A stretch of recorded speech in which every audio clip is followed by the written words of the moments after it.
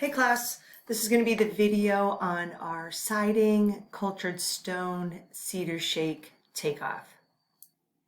As I'm thinking about this lecture, I've already done this lecture in person and on this specific house. And so after I got done with that lecture, I was thinking about, wow, could there have been an easier way of doing this with my students? And yes, there is. So lucky for you, I do these videos after I do this in person. I can work out any little kinks or just give you guys a different view on it. What we did in person was we did each individual side, just like my worksheets are set up, right? Front, right, rear, left, like we've been doing with the concrete and everything else. And that's all fine and good to do. But there's also another quicker, easier way that we can do this, and it's by the linear footage of the first floor.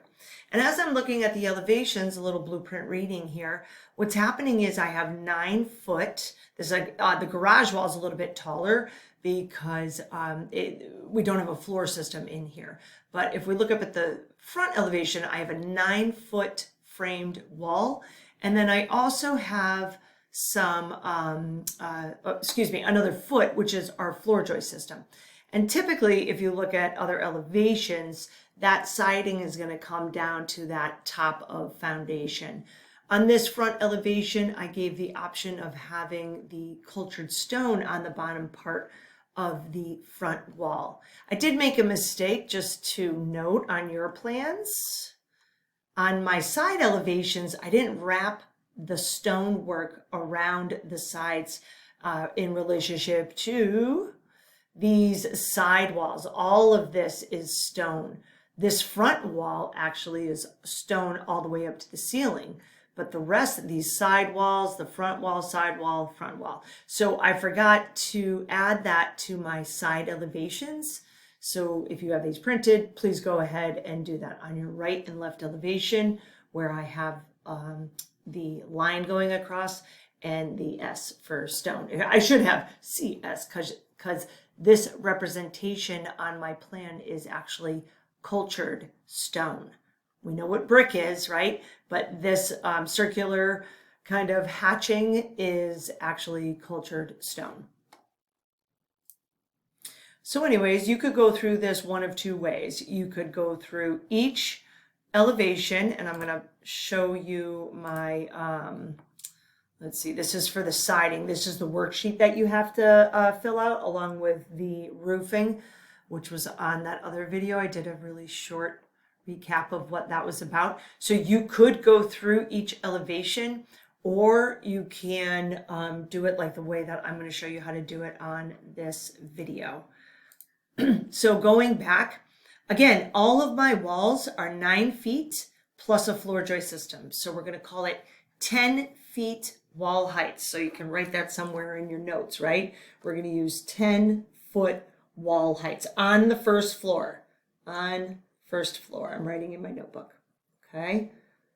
Then what we can do is we can take the linear total of what all of these walls are added up. A few ways of doing that. Obviously, I have all sorts of dimensions on here. I even have overall dimensions. So technically, we could just add up our overall dimensions, correct? Because like this 48 over here is taking care of all of my left side walls, including the front one. Yes, including the front one. Or we could go individual walls to make sure that we're getting our exact count, just, for our own self.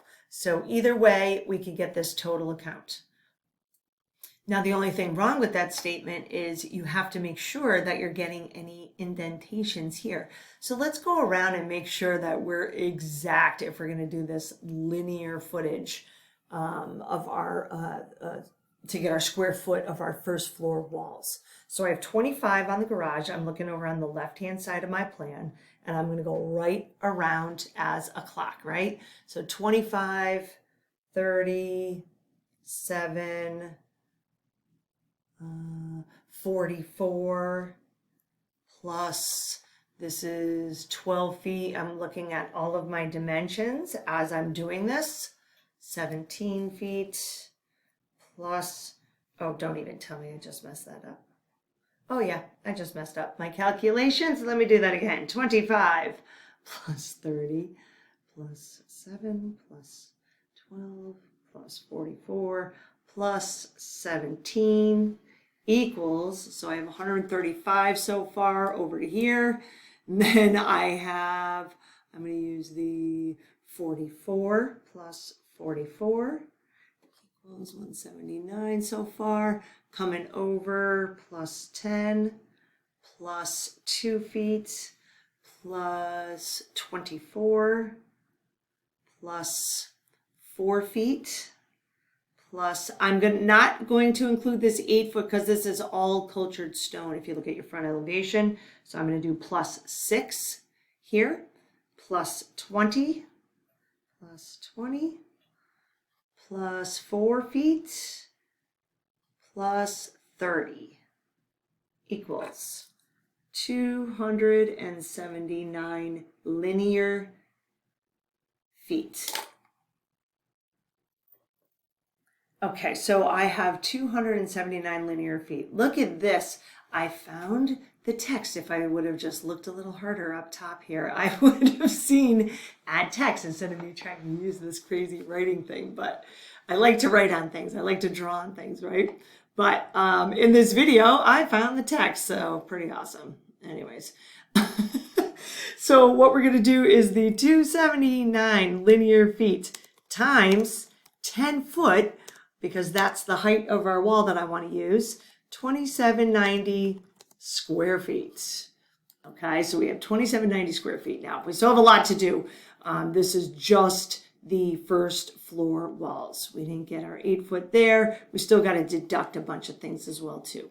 We still need to add more details also, don't we? Add more siding amounts to our square foot. We're going to leave, I'm going to go up here to the front elevation. I'm going to leave these two cedar gables alone for a minute, and I'm going to focus on this dormer over here above the garage. So all I'm going to do here is get the width times the height. I also have to remember to get the side walls on this dormer. So I could think about this dormer as like one structure that I'm going to do all the siding for. Again, I'm sorry I don't have this on my worksheet properly, but I just think of different ways of doing estimating, and I'm giving you this way, right? So let's take the width of the dormer, the height of these walls, and then we'll get this little triangle piece up here. So I do want to put a line across and make sure we get that height as well. So if you have this scaled out at 1/8 inch equals a foot, you're going to be able to get your height and your width. Obviously it's going to be half the width of this, but you could get that off the scale. So I'm going, since I'm on this video, I'm going to go over here to this front elevation, and it says 1410. I'm going to call it 15 feet for my ease of calculations, excuse me. I'm writing and talking at the same time. So over here in my notebook, I'm going to put garage dormer, and it's 15 feet wide times the height. So I have 5 feet. So I'm doing 15 times 5 equals, so that's 75 square feet for that front wall there. And then on my gable, let me go up to the front elevation. On my gable over here, I'm scaling out to, let's see, 4, yeah, I'm scaling out to 7 feet. And then the height, I'm getting 6 feet. So 7 times 6. 7 times 6, I'm getting 42 square feet. And then let's just do the side walls while we're at it, so we can make sure that we get all of this dormer. And I'm looking at this right here. And look at, we have a perfect triangle on each side. You can't see it on this side because it's hidden by the roofs two-dimensionally, but we have it here, and we know we're going to copy that to the other side. So technically this is a square, so we can actually get our triangle right here, can't we? So height times this width here, And we said our height is 6 feet on that front wall, right? I think that's what I said, isn't it? Let's see. Yep, 6. I'm going over a little bit on that. And then I'm looking at this, and this is approximately, let's see, and I'm getting 8 feet on my width, on that top width there, 8 feet there. So if we do that, yep, I'm just talking out loud as I'm doing my calculations and thinking about this. So that's 48 square feet, because that takes care of both sides, right? 48 plus 42 plus 75 equals 165 square feet of siding for our garage front dormer, but it's also taking those side walls into consideration, right? Okay, great. So then we can do our cultured stone. Let me see, our cultured stone. Actually, I'm going to do the cedar shakes, and then I'll follow up on my second video to wrap up our siding with the cultured stone and the other areas, the basement, and then that rear dormer and our gables. So same thing, we're going to get this width times the height of the front. So in your notebook, I would write cedar. This is a cedar shake siding. It's vinyl. Okay, just so you know. Siding. All right, and I'm going to do my width times my height. And I'm getting 12, 13, let's call it 14, a little heavy on the 14 there, but that's fine. 14, and then my height, so 14 feet times my height. I'm going to go down past right above the windows where the fascia line is. So pretty much where my line is, I'm taking this point to this point for my height. It's also going to include this space here, so I don't have to do that separate, right? This is all one triangle. 10, I'm getting 10. So again, those numbers are a little heavy if you're measuring it out yourself, and that is good. 14 times 10 gives you the 140 square feet of siding, 140 square feet of the cedar shake siding. Let's see if we can get that why don't we do the rear dormer since we're on this page right now?